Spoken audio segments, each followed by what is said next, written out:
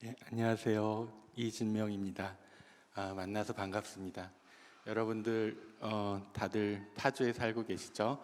네, 파주가 얼마나 위대한 지역인지 그거를 공감하는 시간을 갖도록 하겠습니다. 여러분 혹시 파주 하면은 그 우리 조상님들은 이름을 허투루 짓지 않으셨어요. 파가 무슨 뜻인지 혹시 생각해 보셨나요? 파가 언덕 파자예요. 그래서 흙토변에다가 껍질 피자를 쓰면 파가 되는데 그거는 언덕이죠. 그래서 여기는 이제 산으로 쌓여 있다기보다는 거의 이제 임야 평지로 이렇게 이루어져 있습니다. 그리고 강이 흐르고 그래서 엄청나게 살기 좋았던 곳이에요. 그 엄청나게 살기 좋았던 곳에서는 어떤 일이 벌어지냐면은 꼭 훌륭한 인물들이 나옵니다. 그래서 우리 인물들을 좀 소개시켜 드릴 분들이 있어요. 그러고 그 한 나라에서 가장 그 문화에서 최고봉은 뭐냐면 사상이거든요. 근데 우리 사상의 발원지가 바로 파주입니다. 한번 만나보시죠. 제가 이제 화면에 띄워놓은 글은 이중환의 택리지라는 문구에서 가장 핵심이 되는 그 유명한 문구입니다. 한번 읽어보겠습니다. 들어봐 주세요. 무릇 살터를 잡는 데는 첫째 지리가 좋아야 되고 그 다음에 생리가 좋아하며 다음은 인심이 좋아야 되고 그 다음은 아름다운 산과 물이 있어야 된다. 이 네 가지에서 하나라도 모자라면 살기 좋은 땅이 아니다. 그런데 지리는 비릭 좋아도 생리가 모자라면 오래 살 수가 없다. 그렇죠? 지리가 아무리 좋은 위치에 있어도 물산이 없으면은 사람이 살기가 힘들겠죠. 또 생리, 경제적인 어떤 물산이 풍요롭게 되더라도 지리가 나쁘면 또 이거 오래 살 곳이 못 된다. 이게 필수적인 조건이겠죠.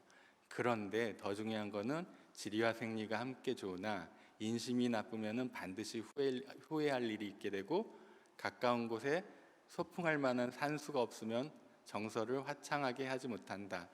그런데 보세요. 이번에 지리 조건이 굉장히 좋죠. 우리 그 한반도의 정 가운데 북서부 있죠. 경기권의 북서부에 있고 서울하고도 가깝죠. 아주. 그러고 여기에서 생리물산이 굉장히 풍요로웠다는 걸 알 수 있습니다. 파주가. 또 한 가지 인심이 좋아요. 여기 훌륭한 사람들이 나왔고 파주는 언제나 인심이 좋았던 곳으로 유명합니다. 그리고 여기 산수, 임진강도 있고 생태가 좋고 심악산도 있고 모든 것이 풍족합니다. 이 파주라는 곳이 이만큼 좋은 곳입니다. 자, 여기서 우리가 생각해야 되는데 한국이 사상을 굉장히 많이 발달한 곳인데요. 철학과 인문, 사회학 이런 게 이제 역사가 연원이 깊습니다. 근데 그 중에서 우리가 이제 유학이 이제 조선시대 유학인데 만만치 않은 나라예요. 조선이라는 나라가. 우리가 알고 있는 조선이 너무나 폐쇄적이고 정치를 못해서 백성들이 굶주리고 일본에게 나라를 뺏겼다. 이런 우리가 인식을 갖고 있는데요. 이렇게 생각해 보면 돼요. 저희 어머니가 굉장히 찬란했던 분이셨는데 나중에 이제 암을 걸려서 한 3년에서 4년 동안 고생하고 돌아가셨어요. 근데 제가 어머니를 모실 때 굉장히 힘들었거든요. 근데 그걸로 어머니가 전부인가 20, 30대, 40대 때 찬란했던 어머니의 인생이 있었습니다. 아름다웠고요. 조선시대의 역사 500년을 그렇게 바라보시면 됩니다. 나중에 불운한 역사도 물론 있었지만 찬란한 역사, 빛이 나는 역사가 많았고요. 그 중에서 우리가 유학이라는 거를 중국에서 물론 받아들였지만 조선화시켜서 심화시키고 오히려 중국의 어떤 사상을 능가했던 문화국입니다. 네, 그 중에서 이제 우리 유학은 두 가지로 나눠지는데요. 하나는 영남학파, 또 하나는 기호학파로 나뉘어요. 네, 영남학파는 안동이고 기호학파는 바로 중심지가 파주예요.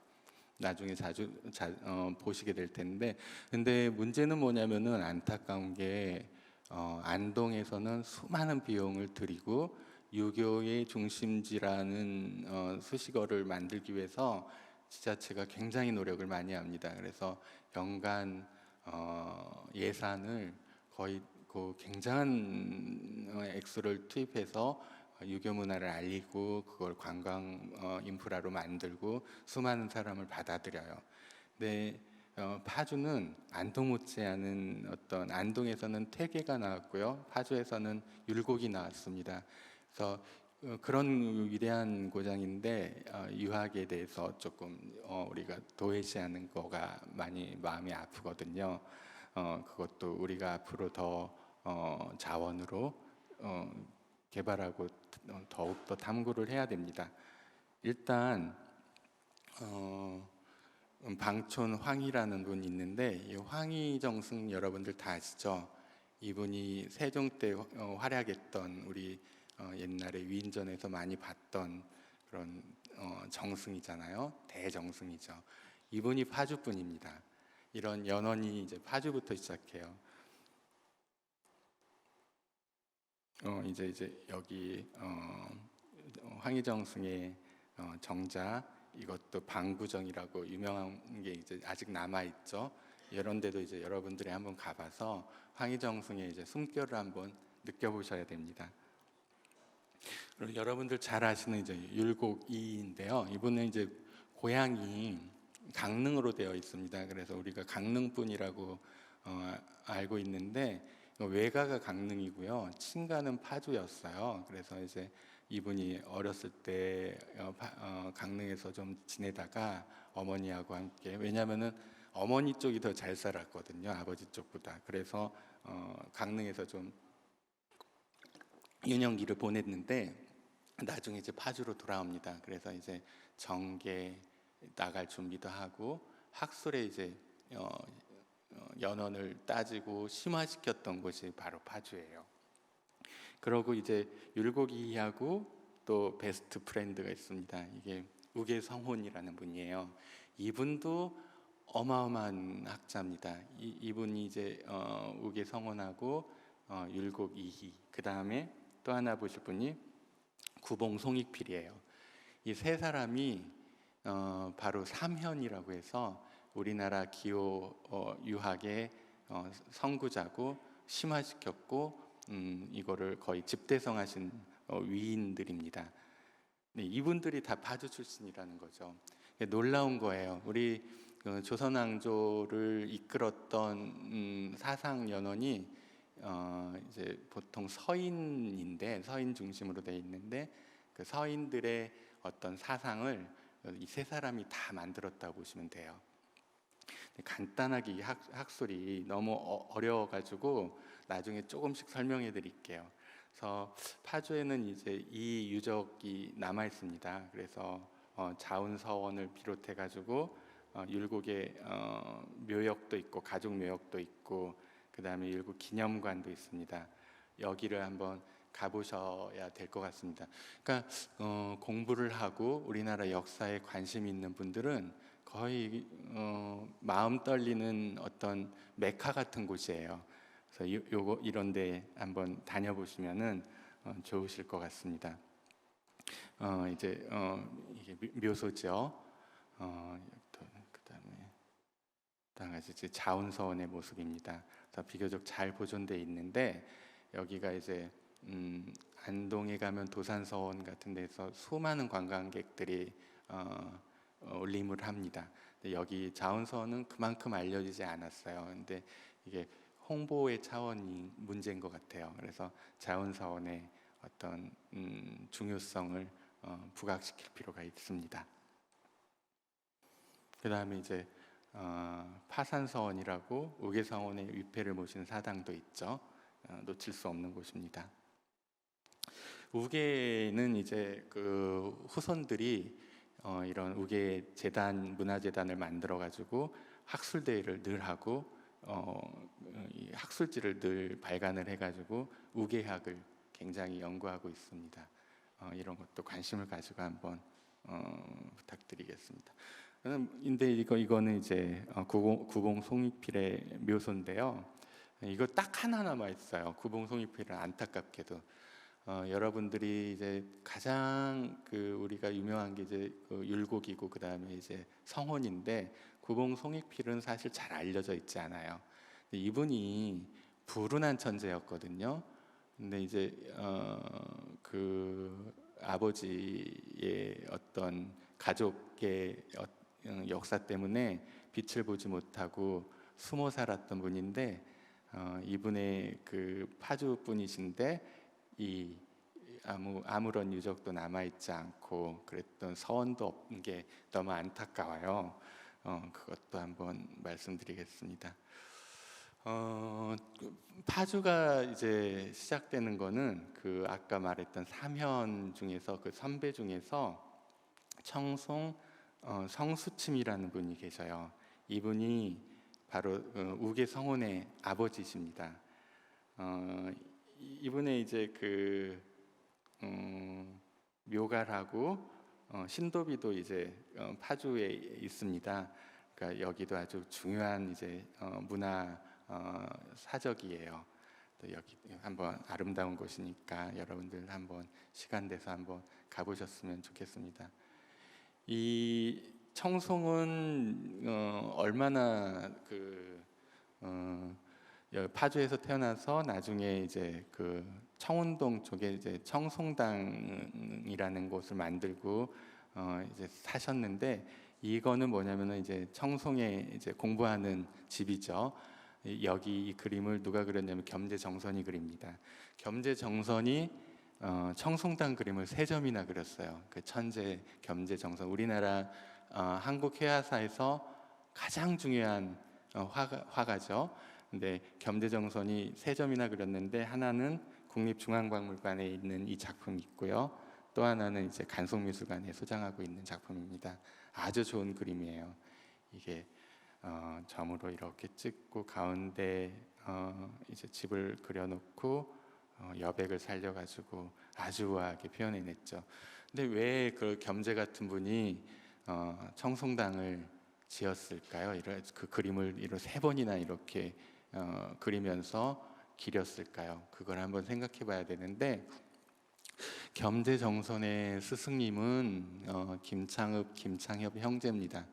김창협 형제의 아버지가 문곡 김수왕 선생님이고 그분들이 이제 서인 계열의 이제 학자들이었어요. 그러니까 우계 성원의 학술적인 제자들인 거예요. 그 연원이고 그렇기 때문에 자기네 조상과 같은 존재죠. 그래서 이런 그림을 그렸던 겁니다.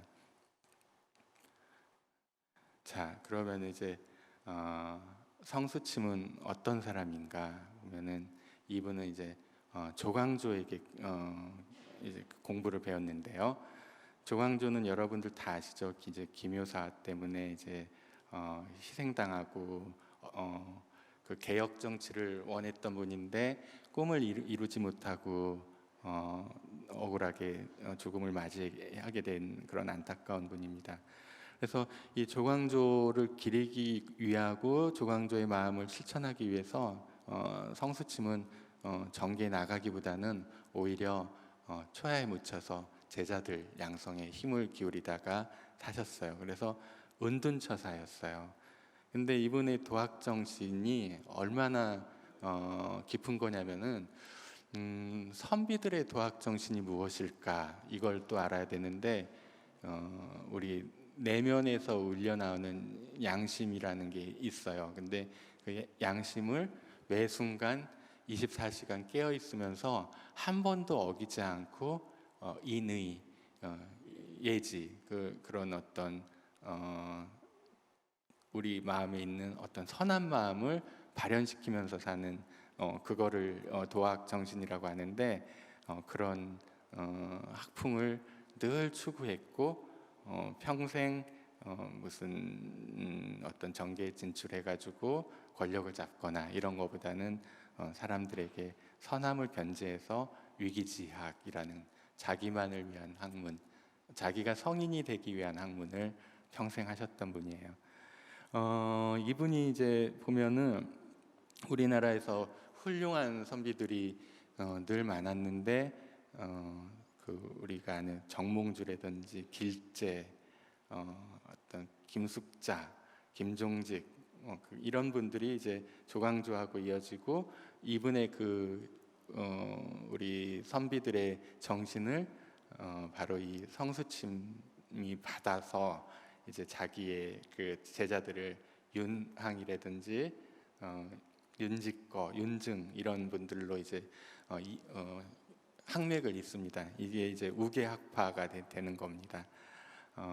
그러고 이제 자기 이제 성혼까지 아들까지 해가지고 그래서 이 그 도도하고 어마어마한 그 물결이 이렇게 학문의 물결이 나간답니다. 또 한 가지 이제 보면은 이제 친구분이 계세요. 이분도 이제 파주에 사셨는데 성수침의 친구 중에 이제 휴암 백인걸이라고 있습니다. 이분도 이제 똑같이 정암 조광조한테 사사를 받아서 김효사화 때 이제 희생을 당한 이제 스승님의 분계를 내 가지고 나중에 이제 윤원영 일파를 이제 죄상을 고발을 하게 돼요. 그리고 이제 귀양을 가게 되는데 제 친구 그 성수침의 부탁을 받고 친구의 아들 우계 성원을 평생 가르칩니다. 30년 넘게. 그래서 이분은 이제 동서 분당이 이제 나뉘고 싸우고 이런 거를 극도로 꺼리기 싫어하시고 화합을 추구하셨고 그랬던 분이에요. 그래서 굉장히 훌륭하신 분입니다. 여러분들이 이제 또 이제 아시는 분이 이제 율곡이입니다. 이제 율곡이는 이제 강릉 출생으로 알고 있는데 파주에 이제 율곡촌 밤나무가 많았나 봐요. 밤나무 동산에서 이제 사셨고요. 우계 성원하고 이제 구봉 송이필 아까 말씀드렸다시피 거의 도학지교 도로서 친구를 평생 맺는 그런 친구 관계를 맺어가지고 서로에게 학문의 영향을 주고받습니다. 이분은 이제 굉장한 성리학자인데 탁월한 경세가이기도 해요. 경세가라는 건 무슨 뜻이냐면은 우리 세계를 어떻게 경영할 것인가, 그리고 우리가 세계를 경영해서 어떠한 이유 때문에 세계를 경영하는가, 백성들이 잘 되게 하는 방법이 무엇일까, 예를 들어 역사를 줄이고 세금도 감면하고 그러면서도 나라를 부국하게 만들고 강병하게 만들어서 강한 나라를 만들어야겠다, 이런 어떤 것이 경세 이론인데 그 경세가로서 최고의 수준의 어떤 기량을 갖추셨던 분이에요. 이분하고 비교되는 천재는 아마 우리 역사상 정도전 정도 아니면 유형원이나 다산 정약용 정도일 텐데 그 사람들이 평가할 때 그래요. 보면 천재가 있대요. 천재가 있는데 천재도 피라미드가 있는데 그 피라미드의 꼭대기에 계신 분이 바로 율곡이라고 보시면 돼요. 우리 3, 4천 년 역사 중에서 가장 뛰어나셨던 분이 이분이에요. 천재 중에 천재고 그래서 이제 이분이 이제 실사구시의 어떤 전조가 이분의 이론에서 보여요. 여러분들 뭐 10만 양병설 이런 말 잘 아실 거예요. 근데 이분이 워낙 뛰어나다 보니까 질투와 시기를 많이 받았어요. 그래서 이제 정계 사람들이 이 사람을 견제하고 무고하고 그다음에 왕과의 사이를 갈라놓고 해서 이분이 강조했던 거는 경세를 통해서 그다음에 또 명왕도라고 해서 왕의 도리를 밝히는 거. 그래서 왕의 도리를 밝히는 과정 속에서 우리나라의 정치가 밝아지고 백성들이 행복하게 가는 길을 닦는 게 이 사람의 그 목적이었는데 안타깝게도 단명하셨죠. 40대 때 이제 바로 이제 스트레스 때문에 돌아가셨어요. 이분이 이제 그 학문의 성격은 주기론자라고 이렇게 배우고 그랬는데 퇴계의 그 설하고 달라요. 우리가 이제 주기론, 주리론 하면 어려운 말인데 쉽게 얘기하면은 세계를 운영하는 원리가 있을 거라고요. 보면은 기독교에서는 세계를 운영하는 원리는 하나님의 뜻이잖아요. 하나님의 뜻대로 움직이잖아요. 근데 우리 동양인은 그렇게 보지 않고 세계를 운영하는 두 가지 힘은 리하고 기라는 게 있다고 보았어요. 근데 리는 뭐냐면은 원리예요, 원칙, 프린시플이라고 하고, 기라는 거는 매터, 물질이나 그다음에 에너지 이렇게 보시면 돼요. 그래서 에너지가 먼저냐 아니면은 프린시플, 원리가 먼저냐, 이 두 개에 대한 철학적인 논점이 바로 성리학인데, 거기에서 퇴계라는 분은 리기가 이제 서로 같이 일어난다고 보고, 에너지하고 물질은 같이 일어난다. 근데 에너지하고 원리는 같이 작용한다. 근데 에너지를 조정하는 게 이치라고 봤어요. 그래서 이치가 바로 하나님이다. 프린시플이 바로 하나님이다. 이렇게 봤던 분인데, 율곡은 그렇지 않다고 봤어요. 리와 기는 서로 미묘한 조화를 통해서 같이 세계를 움직인다라고 보았고요. 그래서 이걸 이기지묘라고 해요. 그래서 이기의 조화를 굉장히 중요했습니다. 그래서 기발 이승 일도설이라고 했거든요. 그래서 기가 발하고 리가 거기 기 위에 올라타 가지고 길을 조정하면서 한 길로 이렇게 이끈다. 이게 바로 율곡의 원리입니다. 근데 이 성리학이 이제 송나라 때 이제 뭐 이정 형제, 뭐 장횡거, 그다음에 소강절, 이런 북송 오자, 그다음에 주희, 이런 사람들이 집대성했는데, 이거를 우리가 받아들인 지 한 300년 만에, 300년이 지난 시간이었죠. 근데 거기에서 이제 더 심화돼 가지고 굉장히 세련되고 더 완숙한 성리학으로 발전할 수가 있었습니다. 그래서 지금도 중국에서는 이제 율곡하고 이런 분들은 지금 중국 학자들도 최고의 학자라고 이제 존숭하고 연구하고 있습니다. 오히려 우리만큼 연구를 많이 하고 계세요. 그래서 아직 우리가 밝히지 못한 율곡의 이론들이 산적해 남아 있는데, 이거는 나중에 이제 학술계에서 한류로 나중에 저는 반드시 부응할 거라고 믿습니다. 그만큼 훌륭하신 분이고 그 논리도 앞서고 있고요. 그 다음에 불교나 그 어떤 도교회 같은 그런 거에도 굉장히 능통하셨던 분이에요. 동국 18연입니다. 우리나라가 배출했던 학자 18명 중에서도 뽑혔는데, 그 중에 토흡 자리에 위치하신 분이 바로 율곡이라고 보시면 돼요.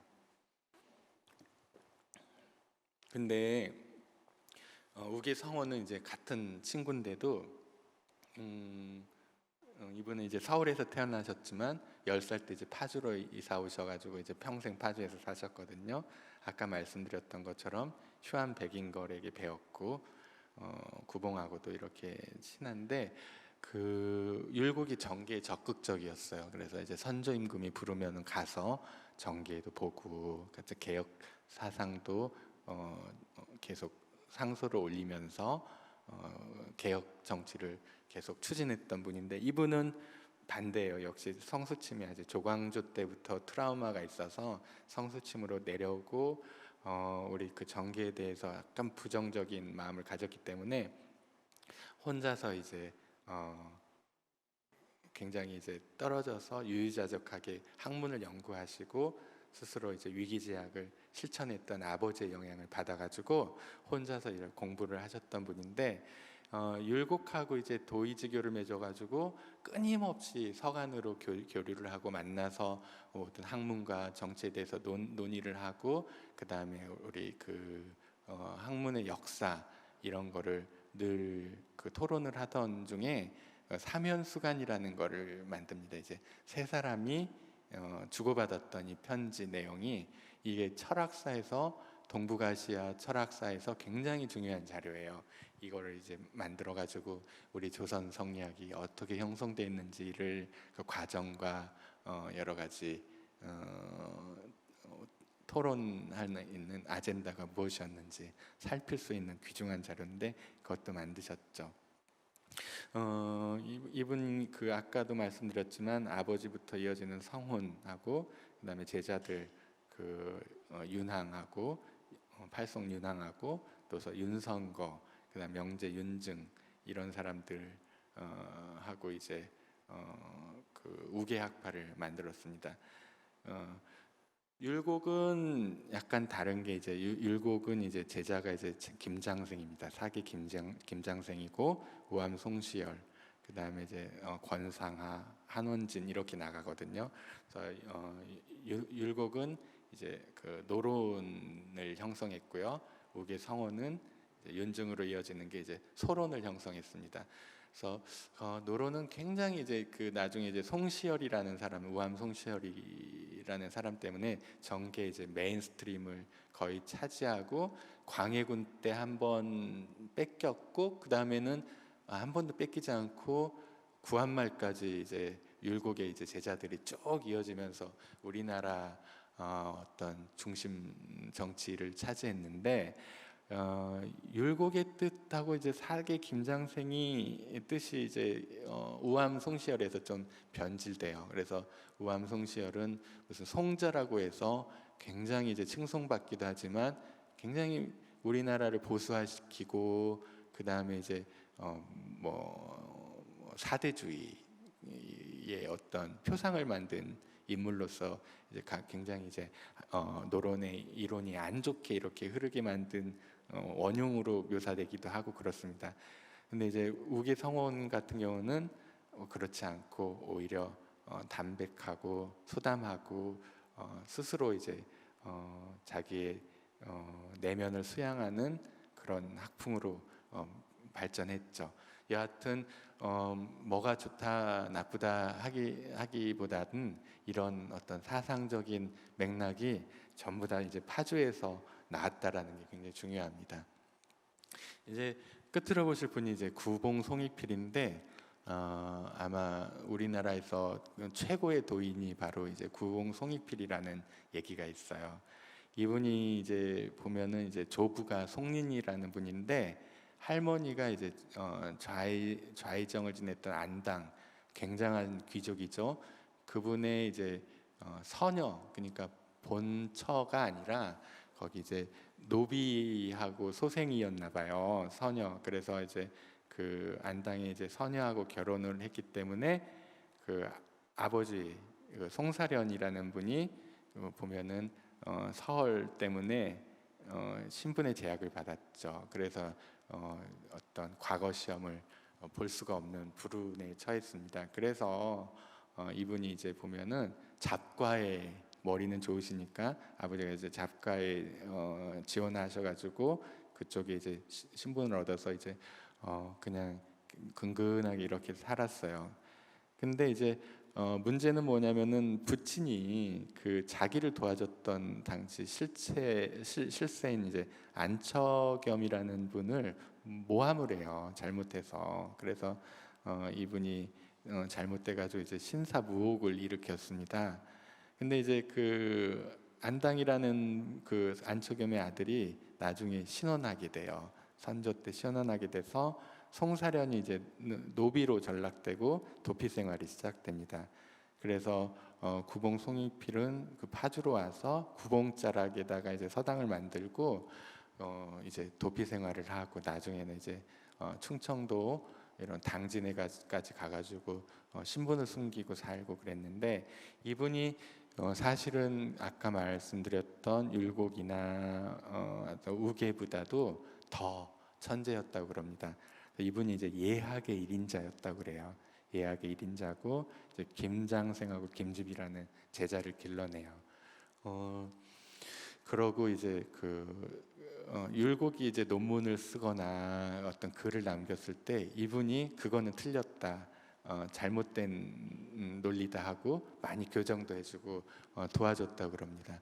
그래서 사실은 율곡의 학문이 존재하게 했던 숨은 어떤 공은 이 송익필에 있다고 봐도 무방해요. 그래서 전혀 연구가 안 돼 있고 그런 분인데 이분의 뜻을 좀 기리고 구봉 송익필은 어떤 아까 말했던 우계 후손들처럼 우계문화재단도 없고 구봉이 안타깝게 이렇게 연구가 이제 도외시되고 있는데 뭐 예를 들면은 우리 트로이카 중에서도 뭐 예를 들어서 미켈란젤로, 레오나르도 다빈치, 라파엘로 이렇게 쓰면은 라파엘이 조금 연구가 덜 되잖아요, 안타깝게.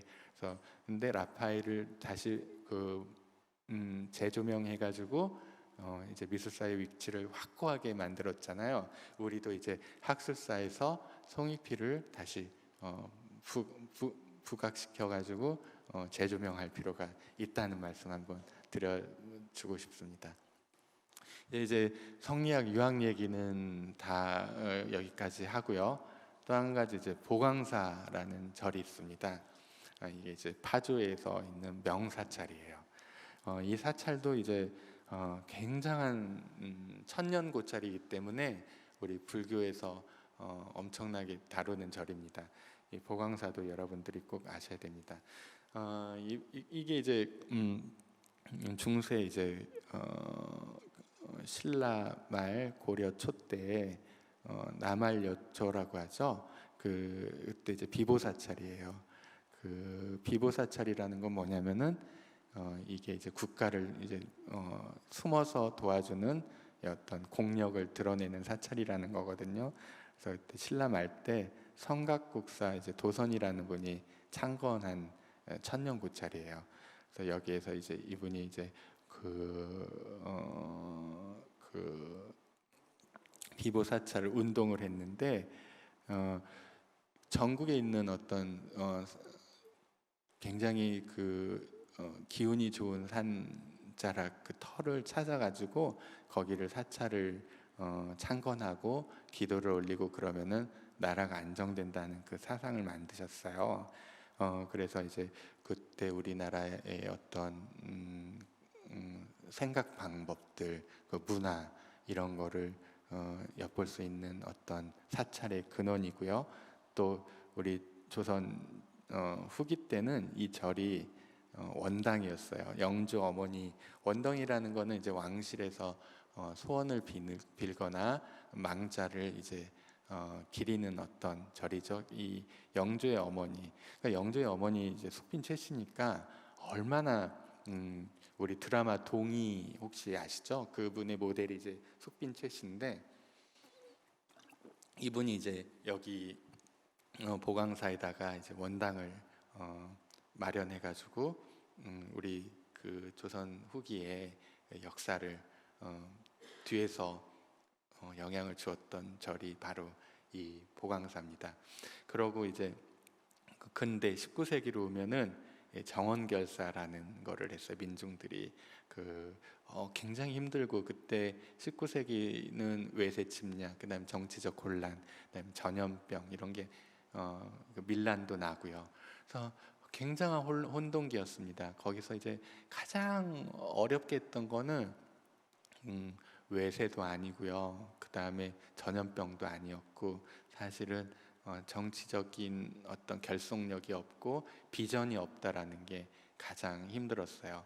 그 다음에 이제 중국이라는 나라가 이제 1840년대 이제 아편 전쟁에서 지고 서구 열강의 침략을 받아서 와해되죠. 중화 문명이라는 게.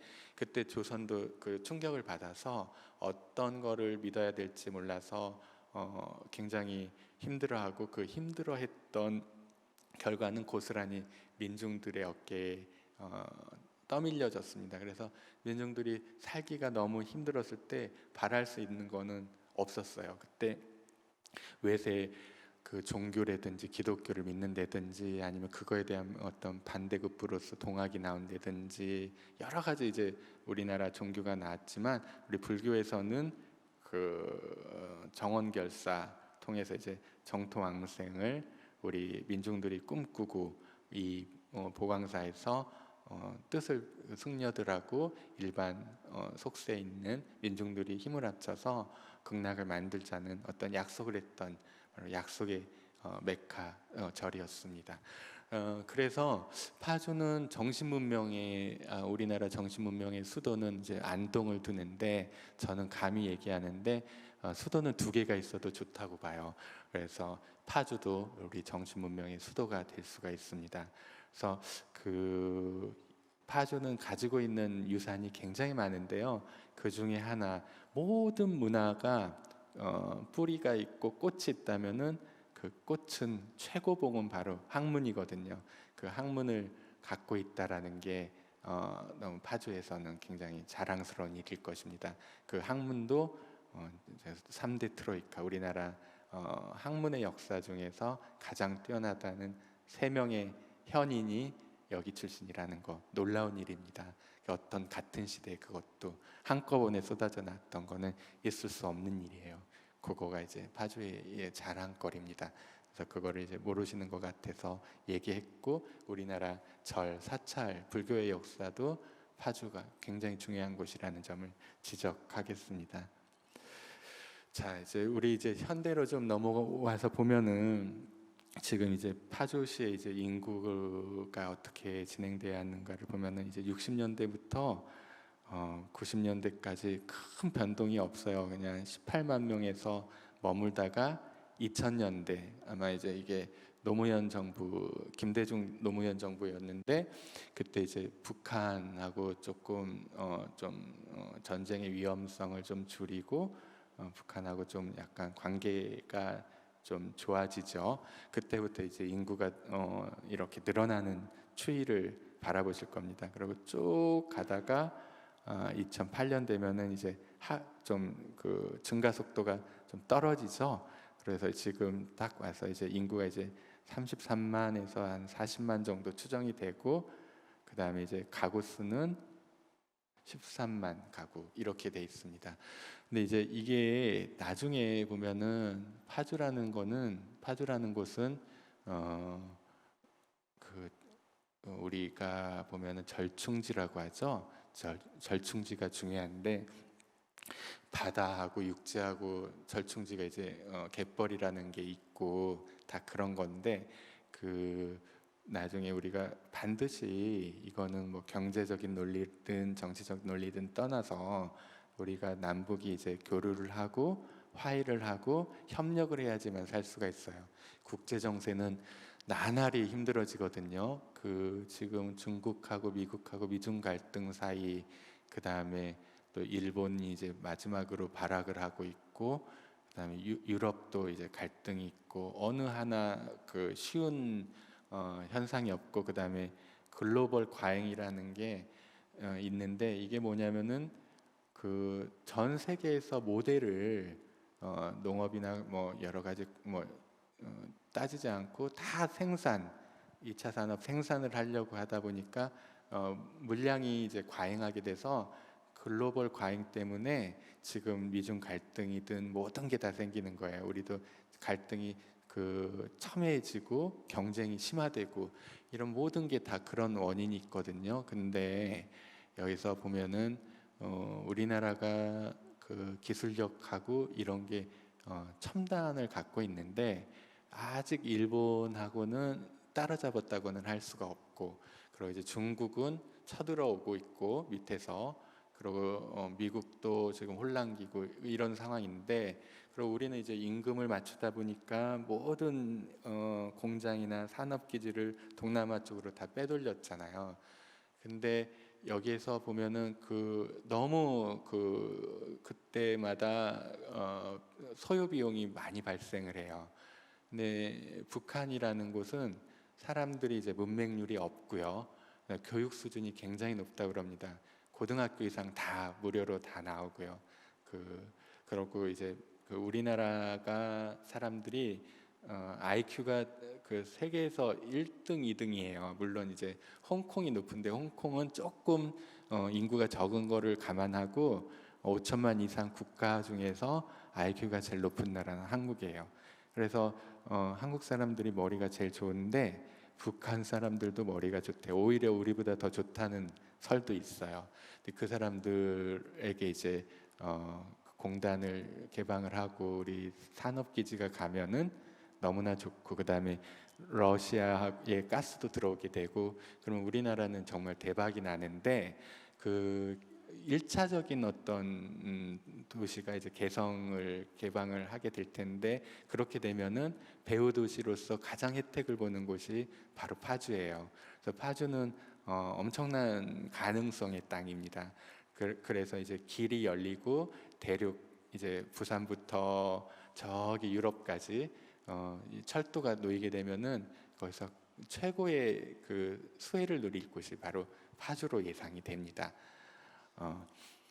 파주는 이렇게 길들이 이제 들어가는 입구마다 이제 자유로 통일로 이런 아름다운 공간이 있고요. 그 다음에 여기가 이제 아까 말씀드렸던 것처럼 역사적인 면으로도 중요하지만 역사 문화 관광 자원이 있고 또 이제 아까 이광기 선생님께서 말씀 주셨던 생태 관광 자원, 이 DMZ가 70년간 그대로 자연의 원시 상황을 그대로 갖고 있잖아요. 그래서 학자들도 거기를 생태를 연구를 못한 상황인데 지금 전 세계에서 천연의 공간, 그냥 아무런 손도 대지 않은 상태로 70년을 그대로 자연에 맡겨진 곳은 유일합니다. 그래서 거기는 새로운 생태 보고고요. 그 다음에 그 생태 자원으로서 앞으로 거의 유네스코에서 지정해야 될, 그 다음에 영구히 보존돼야 될 어떤 그런 아름다운 곳입니다. 그래서 우리가 옛날에 요새도 그렇고 보면은 다큐멘터리 동물의 왕국 같은 거 보면은 세렝게티 아프리카에서 촬영을 주로 하잖아요. 근데 나중에 여기가 잘 되면은 DMZ 생태 여기가 다큐멘터리에 보고 그 주요 무대가 될 가능성이 높습니다.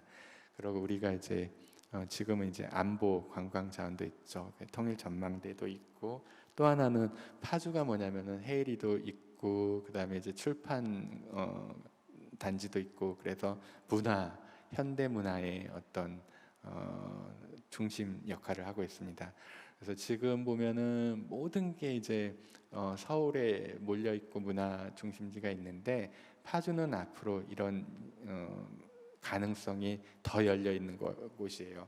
그 비어 있다 엠티네스가 아직 더 있습니다. 그래서 물리학으로 치면 연력학 입업체 엔트로피가 아직은 쌓이지 않고 아직은 덜 쌓인 아주 굉장히 젊은 곳이에요.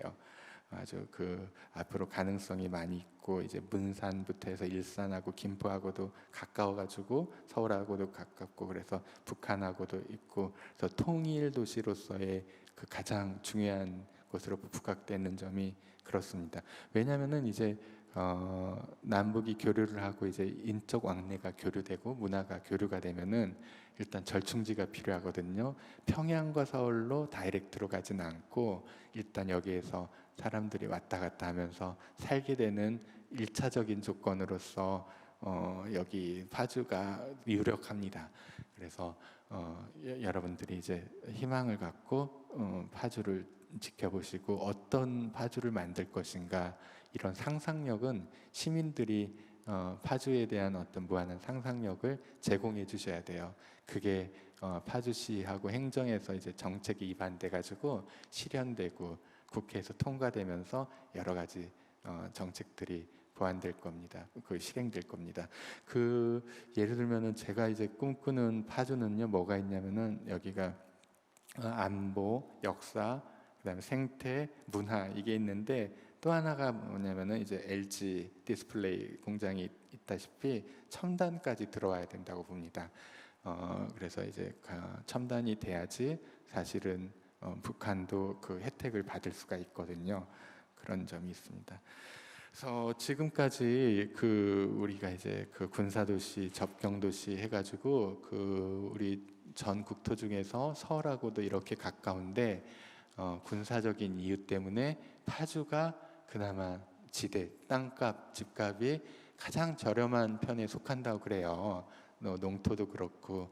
근데 이게 그 전쟁의 위험성이 없어지고 교류가 시작되고 그러면은 어떻게 되겠어요? 가장 여기는 이제 경제적인 화랑을 누리고 혜택을 파주 시민들이 보게 될 것입니다. 그래서 그 이제 군사 접경 도시로서의 어떤 그 불이익 때문에 우리가 이제 파주가 이제 좀 발전과 선양의 한계가 있었는데 이게 이제 문화의 도시, 교육 도시, 그다음에 문화예술 도시, 그다음에 생태, 그다음에 평화도시라는 입지적 그 상징성 때문에 여러분들이 이제 국제적인 관광지가 될 것이며 이제 그 발전의 속도는 서울에서 가까운 이유 때문에 우리가 타의 추종을 불허하는 미래가 보이는 곳이 바로 파주라는 것을 말씀드리고 싶습니다. 그 우리가 그동안 보면은 남북이 이렇게 막혀 있어가지고 보면은 그 저기 단점이 이제 개발 장애가 있었고요. 그다음에 군사시설 보고 여기 산재돼 있고, 그다음에 이제 산악지형 등 때문에 이제 개발도 장애가 많았고요. 그다음에 여러 가지 이제 문제점이 있었는데, 이게 만약에 이제 교류의 중심지로 이제 통하게 되면은 이런 게 이제 극복되면서 장점으로 이제 전환되는 시기가 옵니다. 그래서 제 전문가들은 너무 늦지 않게 10년, 20년 안에 이런 게 실현될 거라고 보여진다고 하는데, 저는 좀 더 빨랐으면 좋겠습니다. 그래서 우리 파주가 정말 그 어떤 중심적인 역할을 수행하는 지역으로 거듭났으면 좋겠습니다. 지금 이제 문산 첨단 산업 단지도 있을 텐데, 이게 이제 보면은 지금 LG가 있고 우리나라 기업들이 있는데, 남북이 이제 교류를 하게 되면은 북한의 노동력은 지금 베트남이나 미얀마에 비해서도 싼데 그들의 능력은 어마어마하거든요. 우리하고 똑같거나 더 이상이거나. 근데 그게 합쳐지면은, 예를 들면 쉽게 얘기해서 최첨단의 우리나라 제품인데 중국제보다 훨씬 싸지는 거예요. 그렇게 되면은 전 세계 시장에서 우리 거를 막을 수 있는 국가가 없어진다고 그래요. 그래서 골드만삭스 같은 보고서도 보면은 이렇게 교류가 되면은 이제 1위, 이제 우리가 거의 2위권의 나라가 3위권의 나라가 된다고 그래요. 미국, 중국 다음에 우리나라가 이제 아마 최고의 강국이 될 거라고 보고서가 미국에서도 여러 연구소에서 나오고 있습니다. 그리고 이제 이런 문산 첨단 산업도 이제 그 개성공단의 배우지로서 여기에서 보면은 세계적인 어떤 기업들도 여기를 마다할 수가 없게 되는 거예요. 보면은 자기들도 이제 제품을 더 싸게 만들어야지 경쟁력이 있으니까요. 그러면은 어떻게 되실지 이제 짐작이 되시겠죠. 예, 아무튼 저는 이제 그 통일의 이미지, 통일 도시로서의 어떤 상징성, 그다음에 이제 그다음에 여러 가지 이제 우리가 아픔을 겪었던 역사도 있었고, 그다음에 생태로 도시로서의 어떤 무한한 긍정성도 있고, 그렇지만 그런 연원이 되는 파주에는 엄청난 문명의 어떤 선구적인 역사가 있었고, 그다음에 그 정신적인 문화의 수도라는 점도 잊어서는 안 된다. 그런 점을 말씀을 드리고 싶고요. 여러분들이 희망을 갖는 게 대한민국, 그다음에 우리 그 단결된 한반도의 어떤 상징적인 집체, 이게 바로 파주라는 점을 말씀을 드리고 싶습니다. 강의는 여기까지 마치겠습니다.